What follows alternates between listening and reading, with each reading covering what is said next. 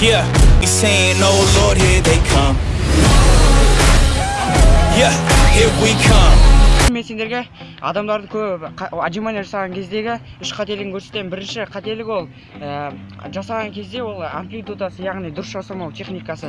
Және де бұл қателіктер жасаған кезде, үш қателікті жасаған кезде адамдардың яғни оларда эффективнее болмайды, яғни прогресс дұрыс болмайды. Себебі олардан бұлшықеттері өспейді, яғни кеуде бұлшықеттері өспейді. Олай болса, бірінші қателік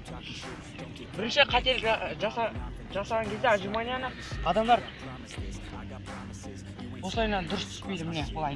Негізі техникасы осылайынан түскен кезде кеудені тигізу керек, сосын көтерген кезде осылай. Сол кезде мына жер кеудеңіз қозғалып, сол кезде грудак жақсы шығатын болады. Техникасы міне былай.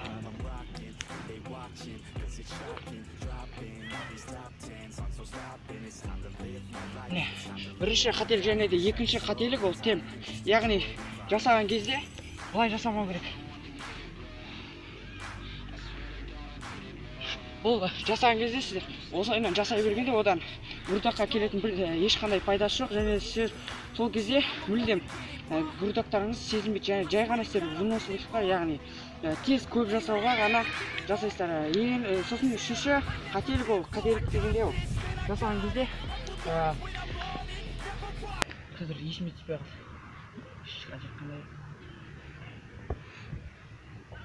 қалды.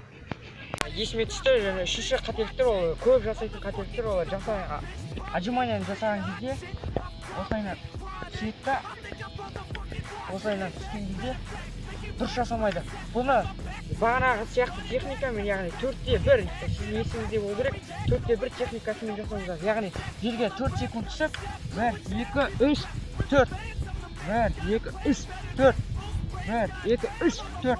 Міне осыны жасаған кезде сіздің грудактарыңыз максимально өседі, және де сіздер сол арқылы отжиманияны жақсы жасайтын боласыздар. Содан кейін бұл жаттығу отжиманияны жасаған кезде сіздер 12 рет жасасаңыздар, онда ол 40 немесе 20, одан да көп скоростьпен жасағаннан қарағанда пайдалы болады. Сіздер егер де осы үш қателікті түсінсеңіздер, өздеріңіз қандай қателіктер және де осындай техника 4-те-1 техникасымен жасасаңыздар, онда сіздердің прогресстеріңіз жақсы болады, және де ол шексіз болады. Одан кейін сіздер өздеріңіздің қалай отжиманияны жақсы жасайтындарыңызды біле аласыздар. Осымен біздің видео аяқталды, және де видеоның соңында айтарымыз, егер де сіз біздің каналды бірінші рет көріп тұрсаңыздар, лайк басып, комментарий жазып, біздің каналға тіркеліп, ең бастысы қоңырау санына басуды ұмытпаңыздар. Және тағы да бір айтатын жайт ол біздің алдымызда қойған үлкен мақсат ол 500 подписчик жинау. 12 айдан 31-ге дейін. Болса, сау!